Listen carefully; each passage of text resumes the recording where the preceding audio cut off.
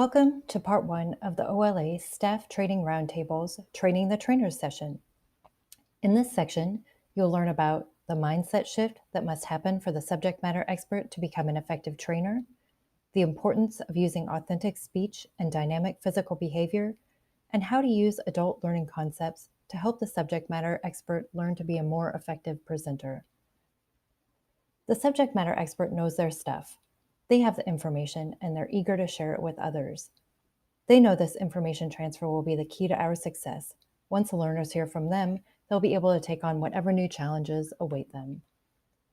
So why does it matter how the content is presented? Shouldn't the learners be ready to learn no matter what? Well, we know this isn't the case. We know that adult learning theory tells us that adults aren't just vessels into which we can pour information, regardless of how important and compelling we believe that information is. In order to make the subject matter expert's presentation a learning opportunity or a learning event, the subject matter expert must engage in authentic speech, reflective practices, and dynamic physical behavior. They must recognize that their role has shifted from expert to trainer. Later on, we'll talk more about this transformation, but how do we share this with your wonderful subject matter expert? How do we let them know that just having the knowledge isn't enough to engage their learners? How do we let them know that there are skills they need to learn in order to train effectively? Let's remember it feels way better to know what you're doing, to be an expert, than to not know what you're doing. Your subject matter expert might be feeling nervous, insecure, or even scared, and it's your job to be the trainer in this moment. Do what you always do to help the learner feel confident that they can learn.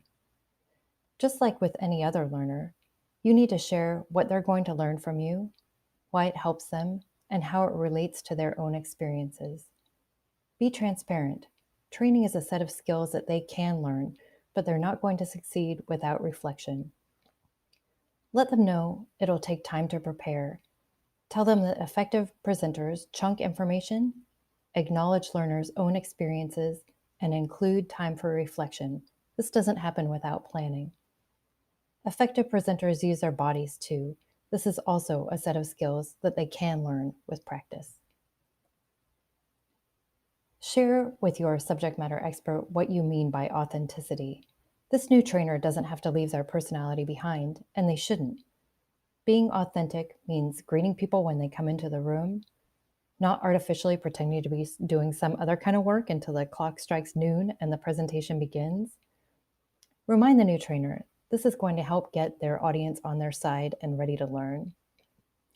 You might ask the subject matter expert to think of times that they had a great learning interaction, whether it was through a one-on-one interaction during which they were sharing information or during a time that they were a learner. What worked? Being authentic also means using their own voice. Let this new trainer know that stories and humor help if they're delivered well. Someone who isn't funny or who doesn't like sharing stories should just avoid it. The trainer should explain their background. They are the expert. This new trainer should let their learners know why they're the right person to deliver this training. Tell the subject matter expert that it's okay to let the learners know that they aren't a seasoned trainer. This may also help the learners jump in and save the day. Remind the new trainer that investing time at the beginning of the class or presentation will help everyone. This is something we all probably do without even really thinking about it, but the new trainer may not know how important it is. Tell the subject matter expert to let the learners know how to ask questions. Should they raise their hands or should they just interrupt? Let them know what they need to be comfortable. Where can they get water? When will the break be? Begin the presentation by letting the group know what's going to happen. What are the objectives? What should they know or be able to do by the end of the session? What's in it for the presenter? The learners won't be distracted because they're thirsty or don't know how to ask a question or they can't really figure out where this is going. While the new trainer should be authentic, they should also focus on their physical presentation. You may want to recommend that the new trainer visits the room in which they'll be presenting or training in advance so that they can visualize what it'll be like. Do they have lots of room to move around? Are they going to need to make sure to have a microphone?